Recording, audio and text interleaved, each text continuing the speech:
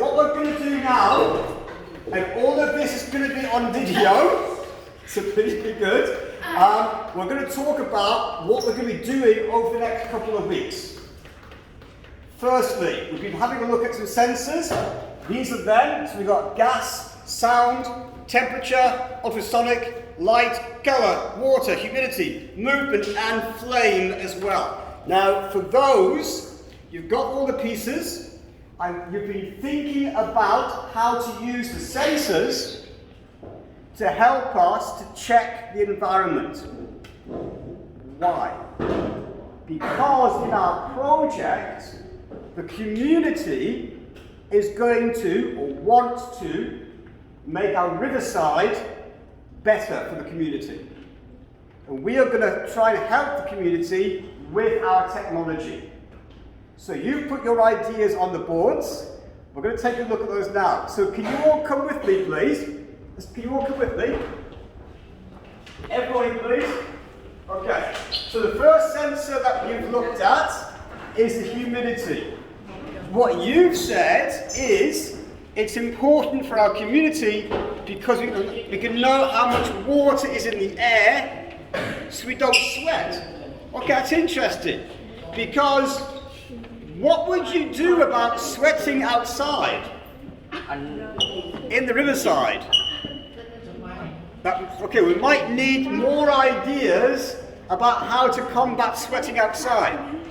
We can help more water, you said. We can, oh, very interesting. Okay, so you said that we can know how much moisture there is in the air to help the trees. Okay, that's interesting. Rainforests need trees. Okay, good point. All right, so we've also looked at movement.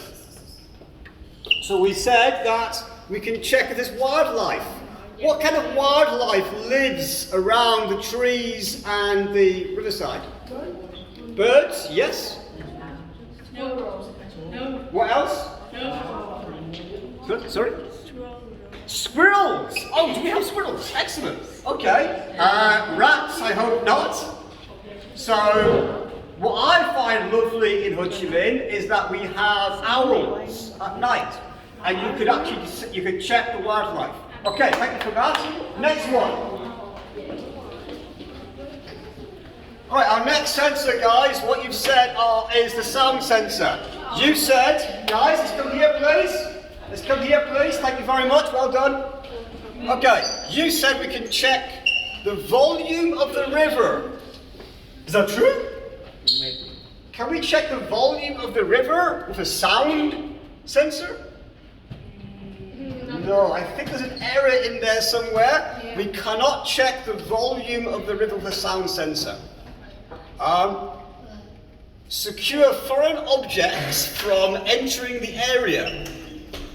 I'm not quite sure what you mean by that, but a sound sensor, okay, we can make sure that we can sense people coming into the area, we can see the sound, and also an alarm can go off. So maybe if that's a thief or a bad person at night, then we can have an alarm going off that's recognized by the sound of that person. So, okay, thank you.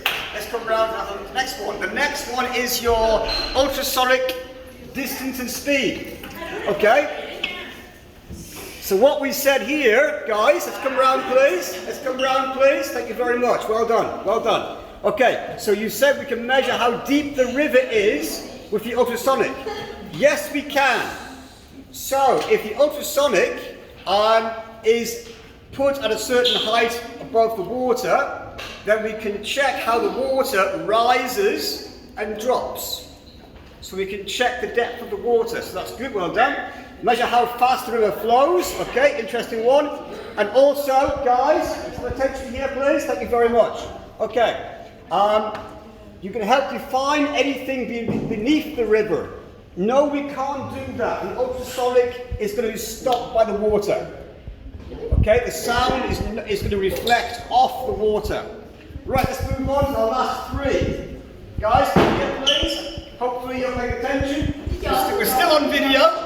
Oh, we missed one. Oh, go. Well done. We missed one. Thank you very much. Okay. Use of a colour sensor. Right. Right, it can measure the colour of the water. Interesting. So now, if we measure the colour of the water, what evidence are we getting? What evidence? The colour? The pollution. Excellent. The pollution. So now we're measuring how polluted the water is because of its colour. Very good. Alright, we can also measure the light and the growth of the green, or the death of the green in the plant life. Excellent. Well done. Alright guys, can everyone come down please? Will, that includes you. Thank you very much. Right, we've got our last three. So let's take a look at them. You said temperature sensor. Obviously, measure temperature. Okay. Help measure the heat or cold of something. Two types. Contact and non-contact. What do you mean by contact and non-contact temperature testing? What do you mean?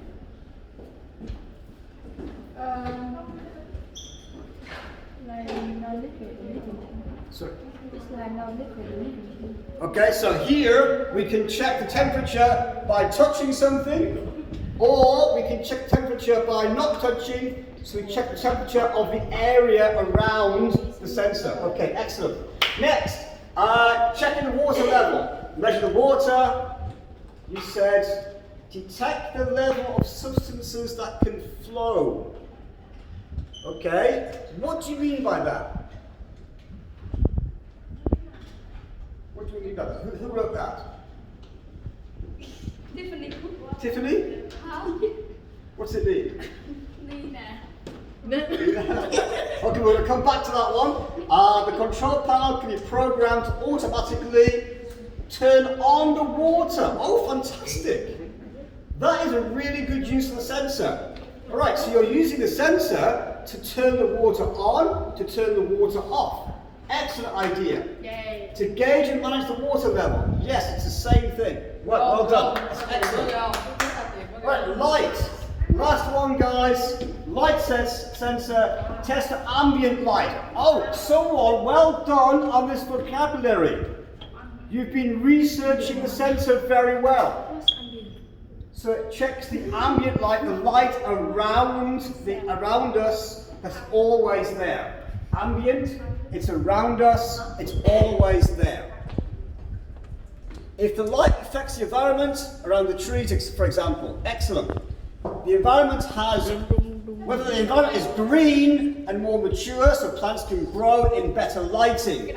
Very good point. Lighting, prevent burglaries and vandalism. Please check your spelling on vandalism.